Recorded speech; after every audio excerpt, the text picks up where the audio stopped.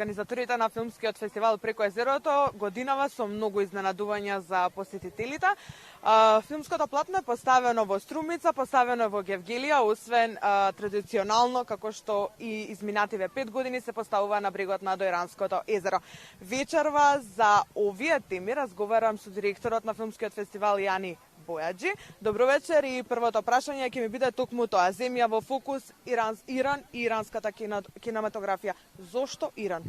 Па има илјадници причини зошто Иран, но јас ќе кажам неколку. Првата е затоа што станува збор за се уште на Медитеранот оригиналната кинематографија, која на свој специфичен начин, со своја специфична естетика, со свој специфичен филмски јазик ги раскажува приказните, потоа затоа што навистина тоа е едно од најголемите кинематографии не само на Медитеранот, туку и во светот.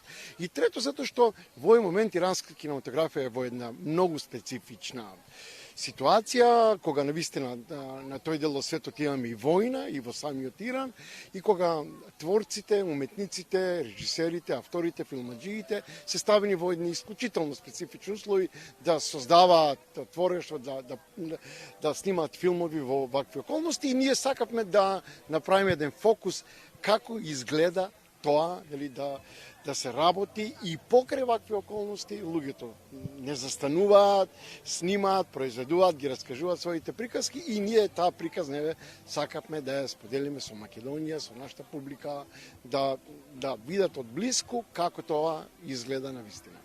Како организатор и како директор на фестивалот го проширивте, односно фестивалот доби регионален карактер и од годинава го има и во Струмица и во Гевгелија. Во моментот сме во Струмица, каде што можам да забележам посетителите веќе ги пополнуваат столчињата. Може ли да ни кажете зошто овие два града прво и што е следно? Што да очекува публиката веќе следната година од Преко езерото? Па, во принцип, не е многу тешко да се разбере зошто го правиме регионален фестивалот и зошто овие три града. Струмица, Дојран и Гевгелија се градови кои се наликуваат едни на други, дури едни исти семејства и блиски родни живеат во тие три града, и тие три града практично прават еден специфичен триаголник на југоистокот од Македонија. Идејата ни е преку уметноста и културата да го поддржиме и туризмот. Така да почне регионот да комуницира меѓу себе си, публиката, со тоа и граѓаните да почнат да се движат низ регионот, и така ние да поставиме рамката културна и уметничка, а потоа општеството, бизнисот, индустријата да се најде себе си внатре во туристичката индустрија, а овој дел од Македонија има да понуди толку многу убави работи, така да мислам дека три града и ќе видат и малку. Што да очекуваме веќе следната година?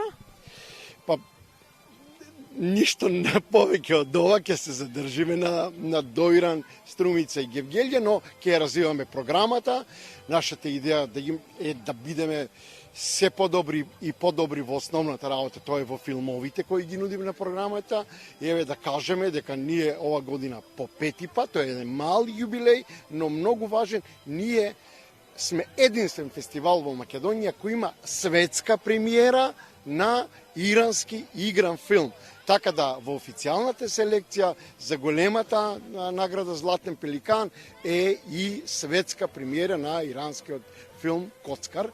И сакам во оваа прилика да се заблагодарам на Фараби Синема фондацијата која содействуваше со нас за се тоа да се случи. Ви благодарам за овој разговор, ви посакувам и многу успех оваа година, во следните, утре вечер на отварањето, во следните денови и во идните години се надевам уште многу долго.